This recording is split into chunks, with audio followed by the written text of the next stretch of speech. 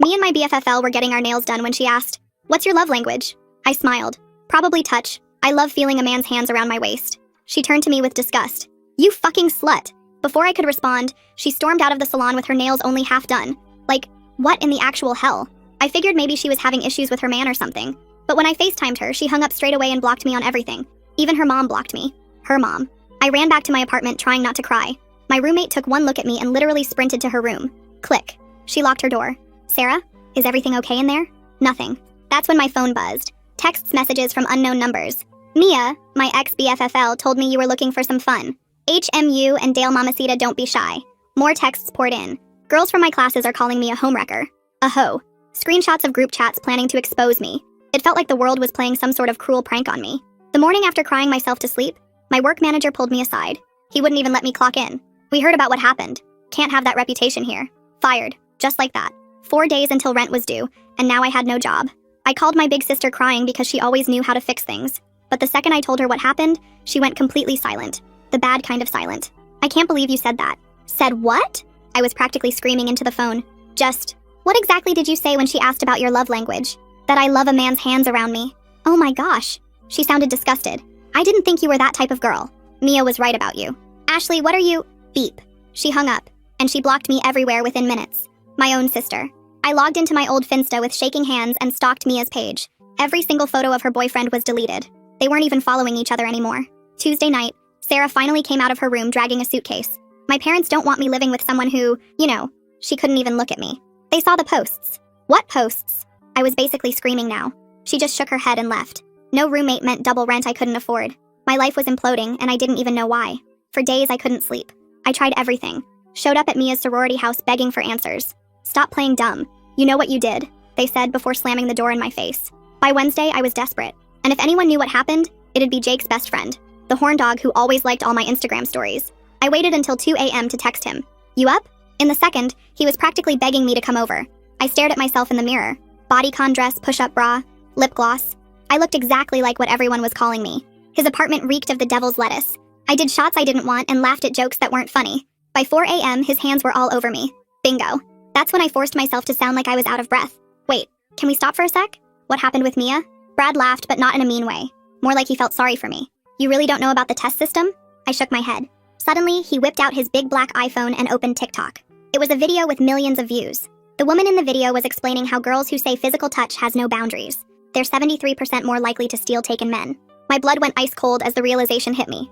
Mia knew her man was on some sneaky shy, and she thought I was the other woman. Mia tested all her friends. "You were the only one who said physical touch." Brad was slurring, but I caught every word. "She screenshot your answer and sent it to everyone.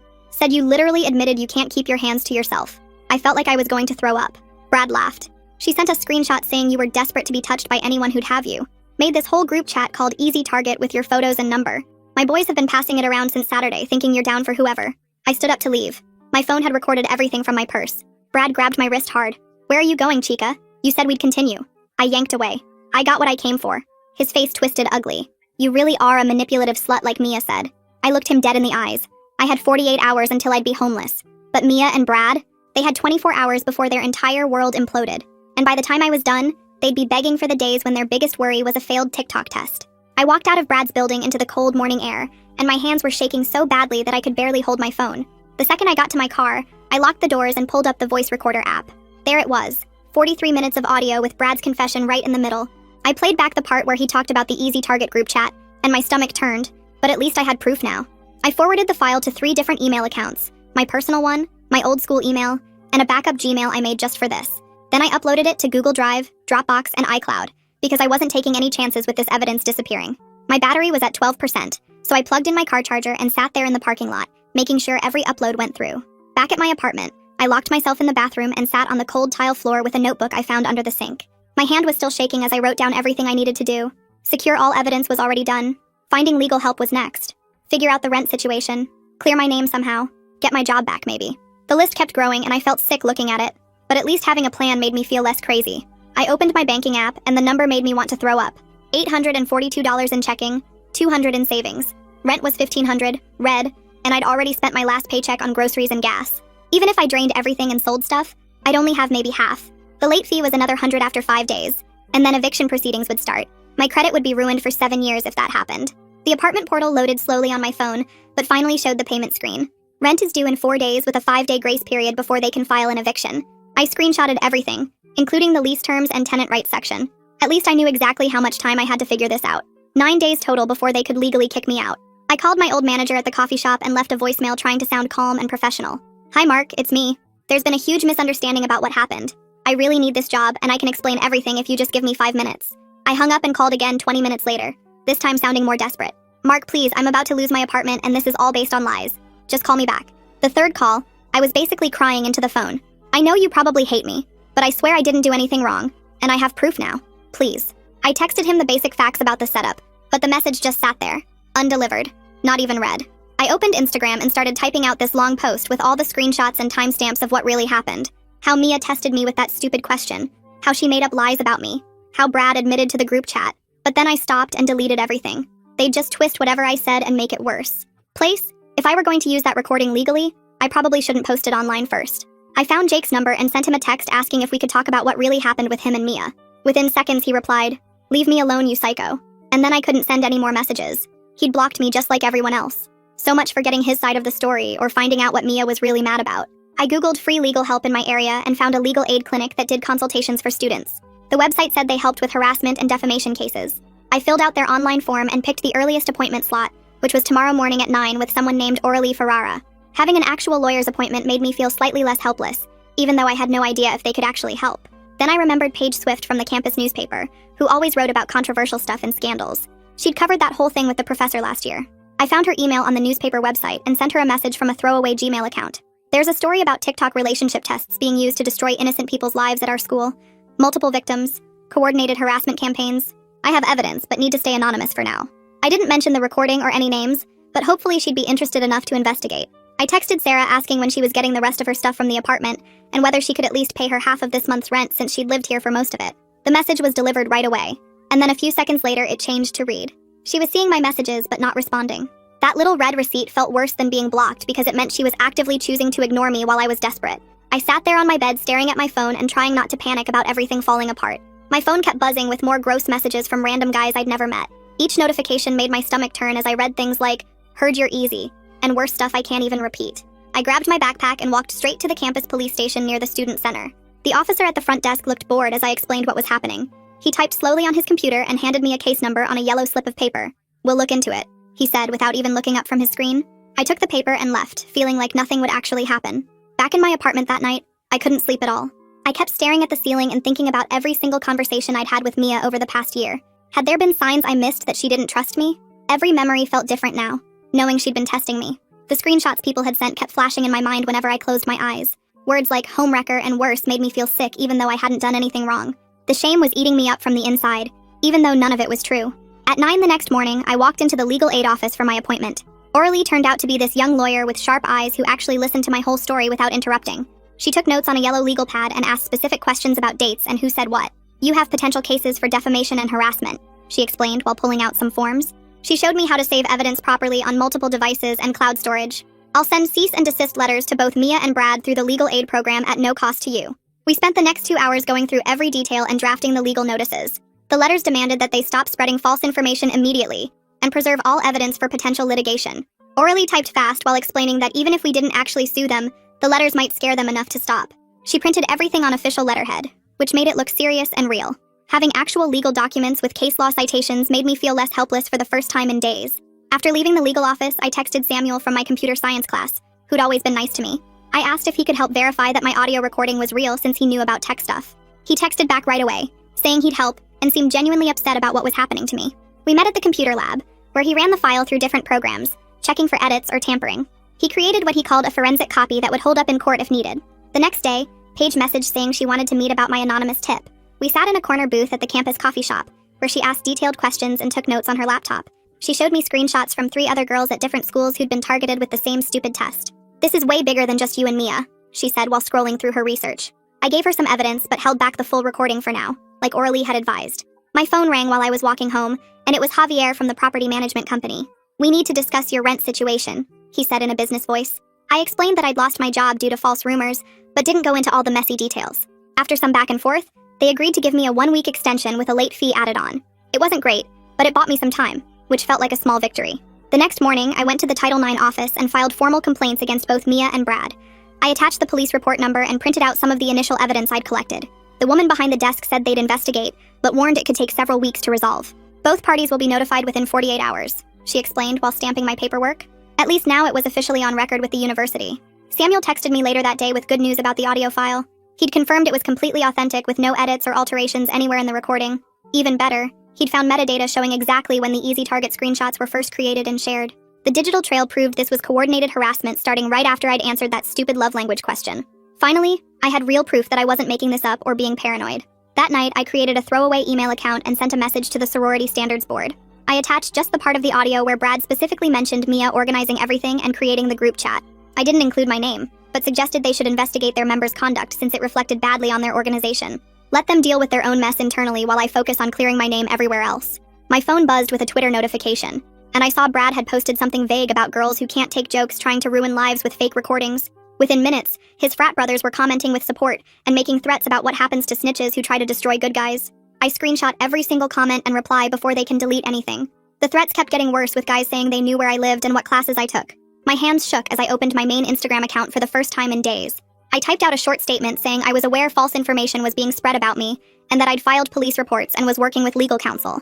I added that any harassment would be prosecuted, but didn't mention any names or give details. Just setting boundaries like orally taught me. The likes and comments started pouring in immediately, with some people supporting me and others calling me dramatic. At 2 in the morning, my phone lit up with a DM from Jake saying he needed to meet tomorrow because he had to protect himself from whatever I was planning. I stared at the message for a long time before typing back that I'd meet. But only in a public place like the campus coffee shop. He agreed right away, which made me think he was really scared about something. The next afternoon, Jake showed up at the coffee shop looking like he hadn't slept in days with dark circles under his eyes. He sat down across from me and immediately pulled out his phone to show me text messages between him and some girl from his economics class. The messages went back months with hearts and dirty talk, and plans to meet up when Mia was busy. Jake explained that Mia had suspected he was cheating, but thought it was with me since I'd said that thing about physical touch being my love language.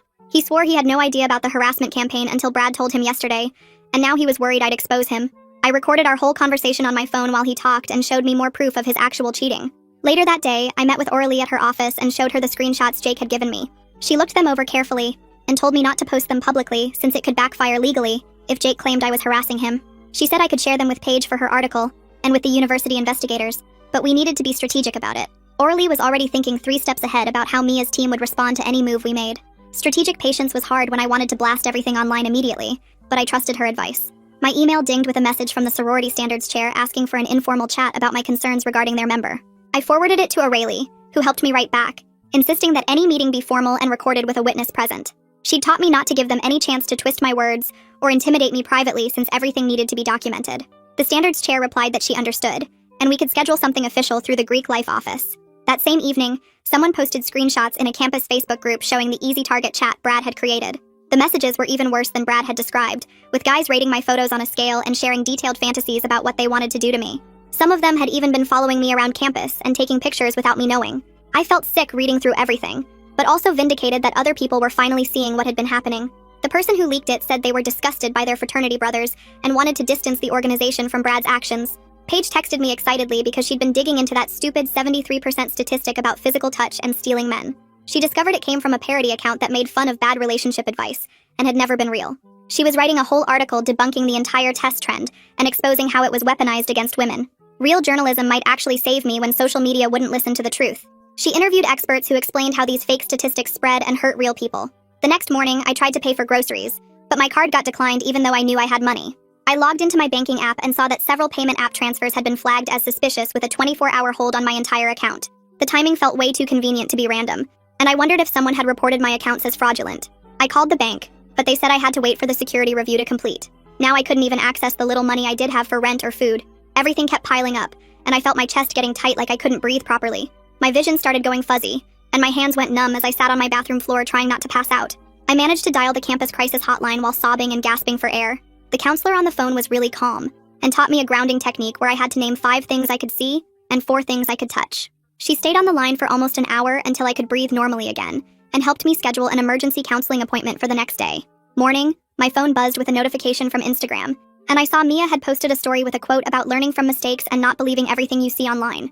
I clicked through and watched her type out this whole thing about how social media can be dangerous and we should all be more careful about what we believe. Not one word about what she actually did to me. The comments were flooding in from her sorority sisters with heart emojis and messages about how brave she was for speaking out. I screenshot everything before it disappeared and sent it to Oralee, who was meeting with my old manager's HR department that afternoon. She texted back that the company was hiding behind at-will employment laws and basically said they could fire me for any reason or no reason at all. They told her I could reapply in a month, but made zero promises about actually hiring me back. I threw my phone across the room, and it bounced off my mattress while I started pulling clothes out of my closet. My favorite jeans, the dress I wore to my birthday dinner, and a leather jacket Ashley got me for Christmas. I took photos of everything and posted them on 3 different selling apps because I needed money now. Within an hour, I had offers on half my stuff, and some event staffing company emailed about a weekend gig serving food at some alumni thing. The pay was decent, but the thought of smiling at drunk old people while my life fell apart made me want to scream. Oralee called and we talked for almost 2 hours about what to do with Brad's recording. She kept saying that posting it publicly could backfire hard because his frat brothers might dox me or make things worse. She wanted me to only share it with the investigators and Paige for her article. My fingers kept hovering over the upload button on TikTok, but I knew she was right about being strategic. The bank finally released the hold on my account, but it was too late because the rent was already past due even with Javier's extension. I stared at my laptop screen showing -300 in late fees on top of the regular rent I couldn't afford anyway. I called Javier and told him I'd be out by tomorrow if he could return most of my deposit. He actually sounded sorry for me and said if I left the place clean, he'd give back everything except the carpet cleaning fee. I started throwing everything I owned into garbage bags and boxes from the liquor store down the street. The next morning, Javier showed up for the inspection and immediately started pointing at this stain on the bathroom wall that had been there since I moved in. I pulled up photos from my move-in day 2 years ago showing the same stain, and he backed down real quick. He tried the same thing with a crack in the bedroom window, but I had documentation for that too. After 20 minutes of him trying to find damage that didn't exist, he signed off on the full deposit return minus that carpet fee. My phone started blowing up with DMs from some account with 0 followers and a default profile pic. The messages said I was going to regret everything, and that he knew where I'd be staying. The writing style was obviously Brad trying to sound tough behind a fake account. I screenshot everything and forwarded it to both Oralee and campus security within seconds. The security officer called me back and said they'd add it to my file and increase patrols near where I was staying. Jake texted out of nowhere, saying he'd write a statement for the university about what really happened with him and Mia. He made it super clear he wasn't doing this to help me, but because he was worried Mia would try to destroy him next. I didn't care about his reasons as long as he told the truth about her being paranoid and controlling. He sent over 3 pages describing how she'd test all her friends, and how she'd been convinced someone was after him for months before they broke up. My Venmo dinged with a $200 payment from Ashley with a note that just said for food and stuff.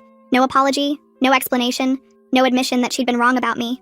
But I knew this was her way of saying she cared without actually having to say it. The money went straight toward the storage unit I'd have to rent for all my stuff that wouldn't fit wherever I ended up. Paige messaged that she'd reached out to the platform where that stupid love language test video went viral. They sent back some corporate nonsense about not being responsible for how users interpret content and refused to comment on their role in spreading false information. She said she was including their silence in her article and calling them out for letting dangerous misinformation spread unchecked. Her article was supposed to drop tomorrow, and she promised it would help change the narrative about what happened to me. I finished packing the last box and looked around my empty apartment one more time before heading to that alumni event where I'd spend 8 hours pretending everything was fine. While serving tiny foods to rich people who had no idea their server's entire life had been destroyed by a TikTok video, the event dragged on for hours with me balancing trays of tiny quiche and pretending my hands weren't shaking every time someone looked at me too long. Between refilling the champagne glass, SS Oralee texted that she'd filed the criminal complaint with the actual police, not just campus security, and included all of Brad's threats plus screenshots of that group chat. She said it would take months, but at least there'd be real consequences eventually. I kept serving and smiling while rich alumni complained about the temperature of their shrimp cocktail. 8 hours of this earned me just enough for groceries, but my feet were killing me, and my face hurt from fake smiling. When I finally got back to the apartment, Sarah was there with her dad, loading boxes into his truck. She wouldn't even look at me while her dad muttered something about bad influences loud enough for me to hear. I just stood there watching them take everything without saying a word, because some fights weren't worth having. My phone buzzed with an email from the university, and my hands shook opening it. They'd announced interim sanctions with Brad banned from all campus events, and Mia on social probation with her sorority. Not expulsion, but at least everyone would know they did something wrong. Another email came through from my old manager saying I could reapply next month, and they'd consider it fairly, which was corporate speak for maybe, but at least he was finally responding. I sat down at my laptop and started typing everything that happened from the salon to now, including all the screenshots and timestamps I'd been collecting. The blog post took 3 hours to write, and I uploaded every single receipt showing how a fake TikTok test destroyed my life in less than a week. Within hours, it had thousands of shares from women with similar stories commenting about their own experiences with toxic friend tests. My old phone wouldn't stop buzzing with more harassment, so I drove to the phone store and got a new number, then spent the next 2 hours locking down all my social media and blocking every single person who'd harassed me. Setting these boundaries felt like building walls around what was left of my sanity.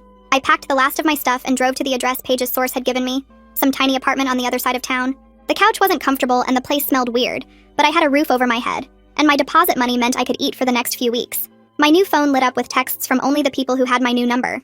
Paige wanted a follow-up interview about the viral blog post. The case manager had updates about the investigation, and Ashley just sent 2 words asking if I was okay. I texted back that I was getting there, which wasn't exactly true, but it was better than admitting I was sleeping on a stranger's couch while my whole life burned down around me. Makes you think, right? Were those heart emojis real support or just people going through the motions? Hard to say. Anyway, I'll see you in the next one. Subscribe for more content like this.